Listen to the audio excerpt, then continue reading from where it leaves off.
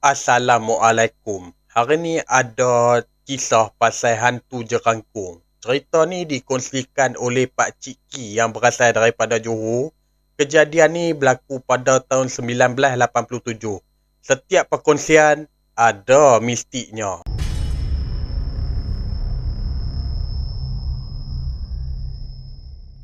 Pada tahun 1987, Pak Cik Ki masa tu dia ni di tingkatan 2. Kawan yang paling rapat sekali dengan Pak Cik Ki iaitu Silan. Depa ni kenal daripada sekolah rendah lagi lah.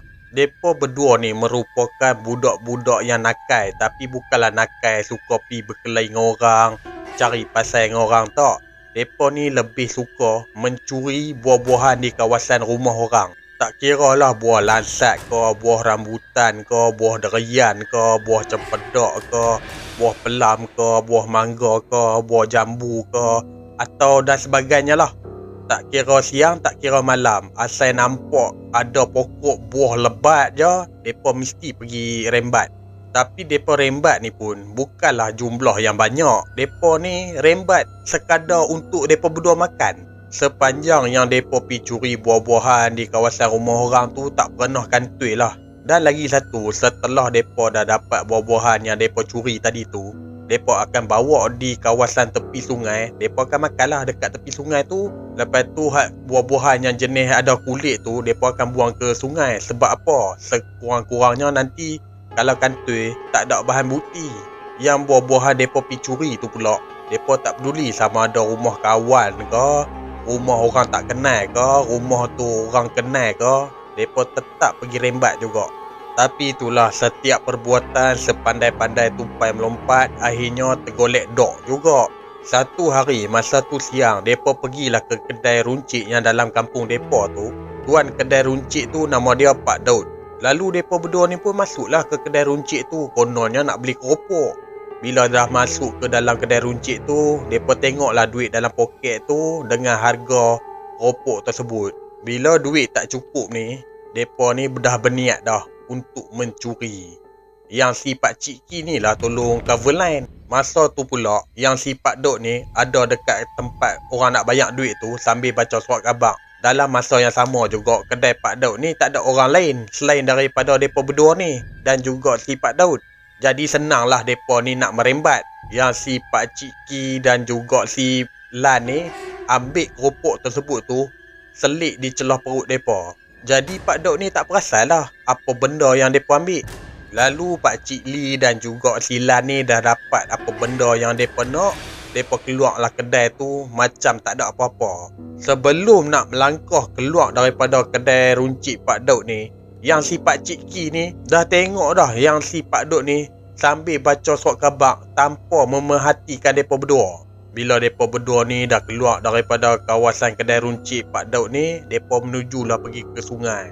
Apa lagi, mereka sampai je kat sungai, mereka menikmatilah keropok yang mereka curi tadi tu. Nak jadikan cerita masa malam tu, masa Pak Cik Ki ada dalam rumah, Pak Cik Ki ni dia tak terus tidur dulu tau. Dia ni duduklah dekat sofa rumah dia tu. Lepas tu sambil tengok TV.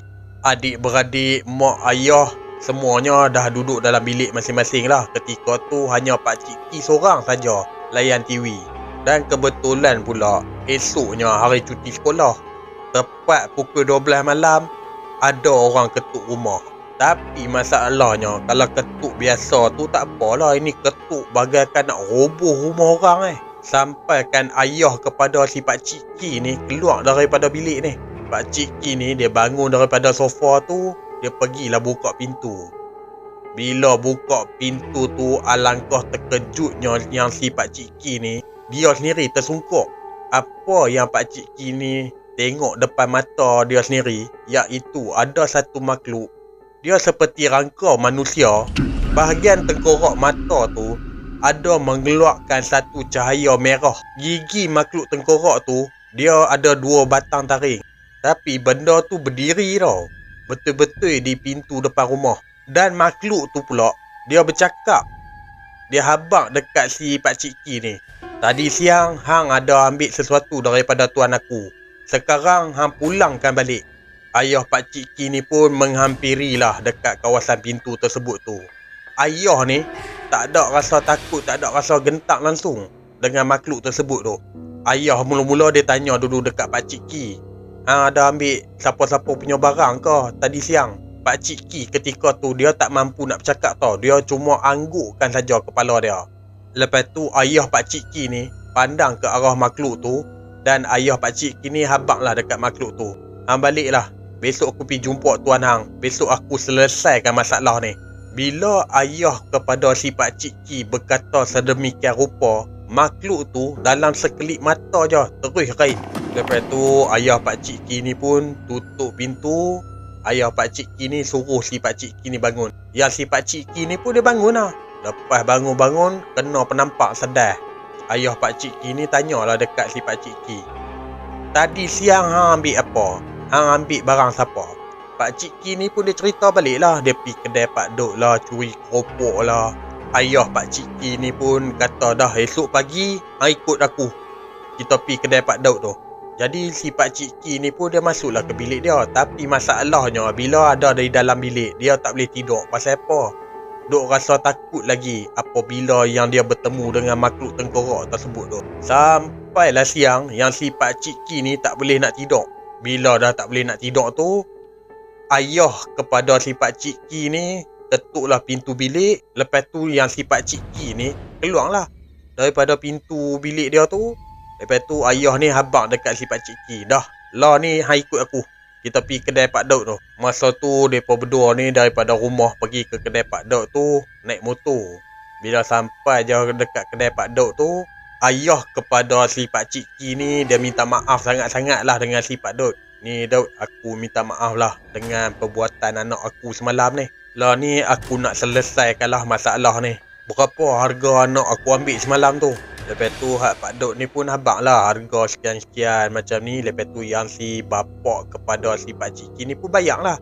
Lepas tu ayah kepada si Pakcik Ki ni habaq lah dekat si Pak Dok tu, lain kali kalau anak aku curi lagi, pergilah buat aduan polis. Biarlah dia ni tahu merasa sikit. Kata Pak Dok, aku ni tak ada lah sampai tahap macam tu nak buat dekat orang. Lagi satu, yalah hampa ni pun orang kampung sini juga. Kalau tak ada duit, aku boleh bagi hutang, tak ada masalah. Tapi jangan mencuri. Kalau tak, jadilah seperti yang semalam apa yang hampa nampak tu. Dan Pak Dok ni pun nasihatlah dekat si Pakcik Ki, lain kali kalau tak ada duit ke apa ke, mai dulu dekat aku. Kalau tak cukup duit nak bayar ke, tak payah malu, adalah cara dia. Daripada hang mencuri macam ni. Yang si Pakcik Ki ni dia tunduk je ke tanah. Dia malulah dengan si Pak Dok. Lepas tu bila urusan tu dah selesai, lalu ayah dan juga si Pakcik Ki ni baliklah ke rumah. Masa dalam perjalanan nak balik ke rumah tu pun, ni dekat atas motor ni, ayah si Pakcik Ki ni nasihat sampai ke rumah ni. Pakcik Ki ketika tu dia hanya mampu dengar je lah. Ketika petang tu, yang si Pakcik Ki dan juga si Lan ni depa lepak lah dekat tepi sungai. Rupa-rupanya yang si Lan ni pun jumpa juga makhluk tengkorak tersebut tu. Kalau daripada segi cerita yang si Lan pula, masa tu dia duk tengah baca majalah. Maklumlah ketika zaman tu itulah salah satu hiburan, seperti baca majalah, seperti baca surat khabar, ataupun paling kuat pun tengok TV. Tengah duk baca majalah tu, tiba-tiba dekat rumah dia tu ada orang ketuk. Bila dia dengar ada orang ketuk rumah dia, lalu si Lan ni pun pergilah dekat arah pintu ruang tamu tu. Buka-buka, makhluk tengkorak yang mata ada cahaya merah, ada dua batang gigi taring. Sampai Lan ni menjerit-jerit. Lepas tu, kedua-dua orang tua kepada si Lan ni pun keluarlah daripada bilik. Yang si Mak ni baru je keluar daripada bilik, terus dia masuk bilik semula. Pasal apa? Dia takut dengan makhluk tu. Benda tu dia tuntut balik lah hak tuan dia. Lepas tu kata si ayah Lan, besok aku selesaikan, dah balik. Bila makhluk tu hilang saja, yang si Lan ni kena bubuh dengan orang tua dia lagi teruk. Bercalak-calak ni dekat belakang ni, kena tibai dengan tali pinggang. Cuma dekat sini orang tua si Lan ni pergi ke kedai Pak Daud ni masa tu tengah hari. Orang tua Lan ni lah pergi bayar. Semenjak daripada kejadian tu, mereka dah terus tak pergi lagi ke kedai Pak Daud. Tapi kalau curi buah tu, masih lagi. Itu pun sampai 3 tempat lah. Lepas tu mereka dah tak buat dah kerja-kerja macam tu. Pernah juga yang si Pakcik Ki ni tanya dekat orang tua dia, "Ni ayah, yang Pak Daud hari tu hantar makhluk tengkorak tu, itu dia punya ke ayah?" Kata si ayah Pakcik Ki ni, dulu orang tua kepada si Pak Daud ni seorang dukun yang paling dahsyat, tapi lebih ke arah ilmu hitam.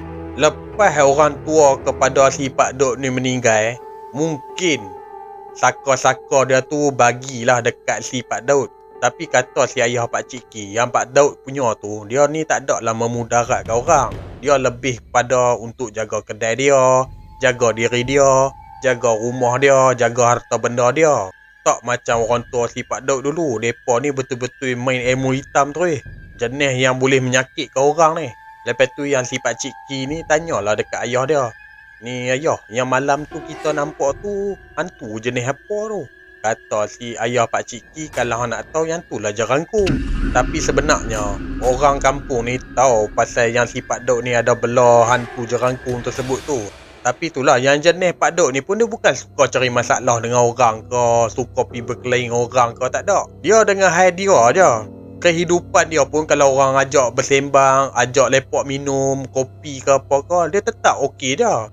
Cuma jangan cari masalah je dengan si Pak Daud ni.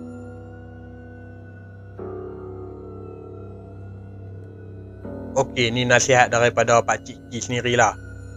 Kalau nak sesuatu tu, kena usahalah. Janganlah kita ni tangan tu jadi panjang, ambil kereta benda orang tanpa sepengetahuan tuan yang asal. Kalau apa benda yang kita ambil tu tuan yang asal tu tak halalkan, kita juga nak kena menjawab dekat akhirat sana tu. Okey, sampai di sini saja. InsyaAllah kita akan jumpa di next video. Assalamualaikum.